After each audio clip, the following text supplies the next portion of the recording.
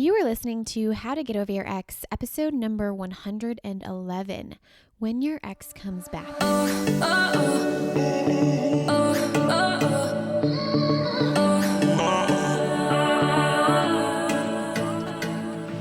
Welcome to How to Get Over Your Ex, a podcast on getting over your ex without it just taking time. I'm your host, breakup coach Dorothy. Let's turn your pain into power and your heartbreak into happy. Brave hearts, how are you doing today? We have a fun topic on our hands today. I'm so excited to talk about this. When I'm talking about getting over your ex, this comes up all of the time. I think this is the number one reason people don't commit to getting over their ex. It's actually one of the main reasons that people don't join the Get Over Your Ex program. But it all kind of boils down to, what if my ex comes back? I don't actually want to get over my ex because I actually just want my ex back. And first off, I just have to say, deep down in my bones, I feel you, Braveheart. I get it. And I really want you to look at and think about, is it really my ex, like the person that I want back? Or is it the life that I want back, the life that I had with that person? And is that life really dependent on him or her? How come I feel like I can't build that life on my own? Or maybe you're attached to the idea of like the comfort or the familiarity. And that's all okay. That's totally fine. We're going to talk about all the things today when it comes to your ex coming back. Not only are we going to talk about, the thought about what if my ex comes back, we're also going to talk about when your ex physically actually comes back and is like begging for you back, because I see that all of the time as well. And I have all kinds of thoughts and examples for you, and I want to help you through that process.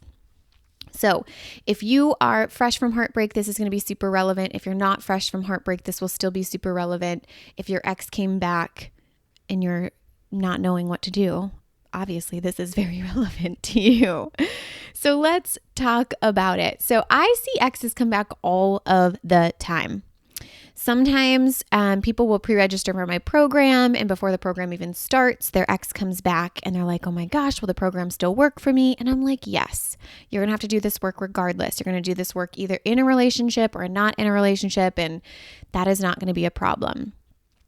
Sometimes the ex comes back early on in like the first half of the program, and sometimes exes come back in the second half of the program, and sometimes exes come back after a Braveheart's already graduated the program. And like I said, one of the main reasons people don't do the program or even commit to getting over their ex is because of the idea that they think maybe my ex might come back, and then what? I already got over the person, so then what? And my main answer to that is learning to get over your ex isn't about ripping two people apart that are supposed to be together. That's not what we're doing. Getting over your ex is learning to not be at the effect of another person, learning how to reduce desire through your thinking, learning how to recognize that your emotions are fully your responsibility and living that out, becoming the person who's emotionally mature, who truly doesn't let their emotions be at the effect of other people and their results, right? I help people get over their ex, but I also help you guys build a life that is bigger and better than the one you had with your ex. And that life, that future of yours is not determined by who's in your life. And learning that work is going to give you a better relationship, regardless of whether or not it's with your ex or with somebody else. Now, I do want to preface that this is not the same thing as holding on to hope of him coming back. When people bring that up and they're like, well, I have this hope that they're coming back, I actually want to just point out that most of the time, if you're bringing that question to me of like, oh my gosh, I'm hoping he's coming back to me, I don't actually believe that you believe he's coming back, because if you were certain that he was coming back, you wouldn't be worried about it. You wouldn't be asking that question. If you knew he was coming back, he or she was coming back, your question would be, I know my ex is going to come back and I'm not sure I want to be with that person anymore. How do I handle this? Which I get those questions too. And we're going to talk about that too. But this is a whole topic that is just so important for us to talk about, because I feel like it is the main reason you guys don't commit to actually being the person who's over their ex. Okay, so I want to just mention, when we're in the land of ifing, like if my ex comes back, you're in the land of waiting. But living in the land of, ifing and waiting because you're like, if my ex comes back, is different than living in the land of, I know my ex is going to circle back. I like certainty. It's like the difference between hesitation and certainty. And I want you to notice how, detrimental it is for you to live in the land of ifing and waiting. My ex might come back. If my ex comes back. When we tell ourselves that, we feel hesitant. We feel like hesitant to take the next step forward in our life. And when we feel hesitant, we ruminate about the past. We spend time fantasizing. We're not making decisions for our life. We are not making commitments to ourselves and following through on those commitments. And it results in not coming back to ourselves versus being certain, versus telling ourselves, my ex is going to circle back even if I don't understand it right now. They always circle back. I did this in my breakup, and I didn't even know about thought work, so I didn't know what I was doing, but I remember my best friend at the time, Christine, she would always say, they always circle back. And she did this like weird thing with her finger where she would do this circle around thing. They always circle back. Exes always circle back. And she had so much confidence and certainty in that. And I adapted that belief for myself, and it provided so much relief and calmness. Who knows, you guys, if that's true? But why wouldn't we believe it when it creates so much certainty and so much confidence and so much relief and calm for us? For me, it was like when I believed he's going to circle back, I have no idea when. It doesn't make any sense because right now it feels really done. He's with a new girl. Even now, he's married. He has a baby. I believe he's going to circle back. All exes circle back. I feel like that's more of my main belief is all exes circle back. It's proved me right so many times. And when I truly live in that belief, I feel calm, certain, relief. And when I believe that, the actions that correspond with that is I'm focused on my present moment. I'm focused on me. I figure out, what do I need to do right now to become the person I want to become, regardless of who's in my life? I get to work. And when I'm showing up that way, it results in I come back to myself. So I want you to be careful as we venture into this discussion that instead of ifing all over yourself and wondering and questioning, maybe he's going to come back, maybe he's not, I would really strongly suggest you just try it on. What if you just decided all exes circle back? Is there any downside to believing that? No. Just try it on. You don't have to, but I strongly recommend. It's not really about if your ex comes back, it's about when. And who do you want to be when that happens? Because what I see time and time again for my Brave Hearts inside of the Get Over Your Ex program is, what do you do when your ex does come back? It's not a question of if. It's always a question of when. And I see two things happen. I see Brave Hearts having already done the work, and they're like, I love my life. I'm over this person. I've reduced my desire for that person. We even use it on a scale. They no longer desire that person. They're no longer attached to that person. They don't think that person's a bad person, but they're no longer like significantly attached. And it frees up so much for them, frees up so much space. And they've built a life they are just obsessed with. Something that was bigger and better than what they had with that individual. And when you are in that place, it's so clear to that person whether or not they've outgrown their ex. It's just so clear to them. And the main reason is because they've built a relationship with themselves that they trust. They believe in themselves.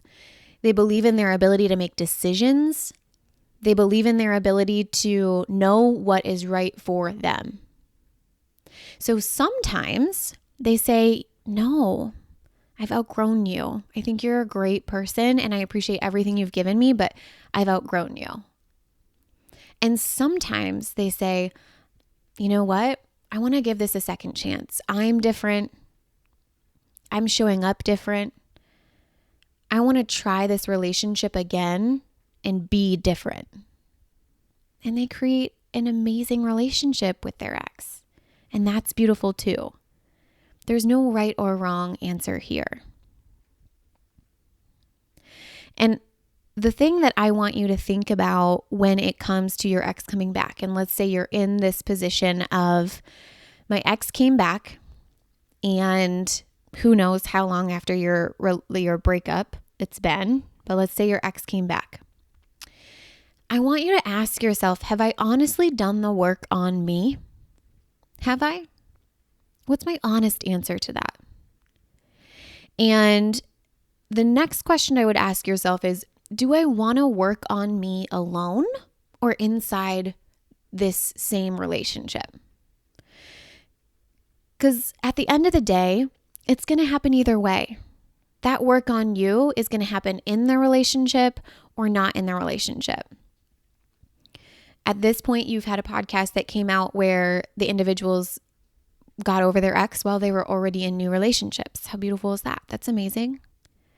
You don't have to be single to do this work, but it's going to happen either way. Which flavor do you want? Right? Ask yourself, do I want to try again? Is that something I want to do? Do I want to go through some of the same situations again and try to show up differently? Be something different? Or have I outgrown this person? I don't really want to try the same situations again and show up differently. I feel like I showed up in the way that I wanted to. Notice too, if you're hoping that they've changed, that's a huge, huge red like light going off. If you want them to show up differently, that's not going to work. They're going to show up exactly the way that they need to show up. And do you want to go through the same experience? Or did you maybe realize that you weren't actually a want match? You didn't want the same wants. So do you want to be in a relationship? Do you want to try a relationship again where it's very clear that the wants are not the same? He wants to live in a mountain home and you want to live on the sandy beach. What flavor of life do you want to experience? Do I want the same flavor? Here we go with ice cream, right? Do we want the same flavor? Do I want a slightly different flavor? If we had chocolate, do we want vanilla? Or do we want Rocky Road? What kind of flavor do you want? None of them are wrong. None of them are bad or good. They're just different flavors and different experiences of life. And a really important question for yourself that I want you to answer honestly with you is, do I have a relationship with myself that others cannot tamper? That's so important. And something that I have personally noticed in doing this work myself and having others do this work is it's so much easier to learn emotional maturity when you're single and on your own. And that's because you have your own space, you have less humans interacting with you at a given time. And then it's really interesting when you add another component of another human into your life and you start learning this work. It's just a different flavor. And I shouldn't say easier or harder. It's just very different. And so you're going to learn it in a relationship, and then you're also going to learn it alone. And which experience do you want to have? Because that's up to you. There's no right or wrong question. And that gets me to other people's opinions and societal norms. Okay? Every single person you love who cares for you deeply is going to have a very strong opinion about what you should do. And that's okay. Know that it's coming from love. Know that they just want what's best for you, right? And recognize that you're the only person that's going to know what's right for you. I had one Braveheart once where her mom very much did not want her to get into this relationship again. She had gone through the breakup. They were going to try again. She went through the Get Over Your Ex program, got over him, was like, okay, he came back. I'm going to try it again. And her mom did not want that to happen. Her mom was like, absolutely not. That's a terrible idea. But this individual, this Braveheart, really got so certain and confident in herself and her ability to make a decision for her, and recognizing that no matter what the outcome of the second try, it was always supposed to happen for her, right? It's happening for you, not to you. So she went through that second iteration of the relationship, trying it again, and learned even more about herself. And realized, you know what, this isn't the relationship for me. And then it ended. But it ended from a place of like certainty and confidence and her choice. And it was such a beautiful experience for her. And she had to go through that second iteration to get to that place. And that's beautiful for her, beautiful for her. And of course, all the people have all the opinions. It's totally fine. And then societal norms, right? We hear this all the time. You shouldn't be with someone who cheated on you. You shouldn't be in a relationship where you go back and forth often. This person's toxic for you. This person's unhealthy for you. Be cautious of that and question it all for yourself. Question it for you. There are many marriages, many relationships where cheating has happened and it's strengthened their relationship. I've seen it. I've coached people through it. And there's been many relationships where they've gone back and forth often. And then one person in the relationship did the work, and then they got engaged forever. They're forever in quotes, right? So really question the societal norms and what other people tell you, and not from a place of being defensive, but being coming from a place of feeling open to all the ideas, all the possibilities. It could be true for you. It could not be true for you. It's totally fine. And lastly, it's important when you're going through this situation to really redirect your focus and attention to who you want to be in your next relationship. And go back to the main principles that I've taught you in the past around deciding, committing, and practicing. Deciding to become the person you want to be in your next relationship, regardless of whether or not it's with your ex or with someone new or while you're single. Commit to being that person. Do everything you need to and show up every single day as that person. Commit to doing that. Go all in. Put your time, money, energy, resources into becoming that person. And then practice being that person day in and day out, making small and big decisions in alignment with the person you want to become. And that is great because if your ex hasn't come back yet, that way when your ex does come back, you know what you want. If you have done this process, if you've done this work, it becomes very crystal clear to you whether or not this person is for you because you know what you want.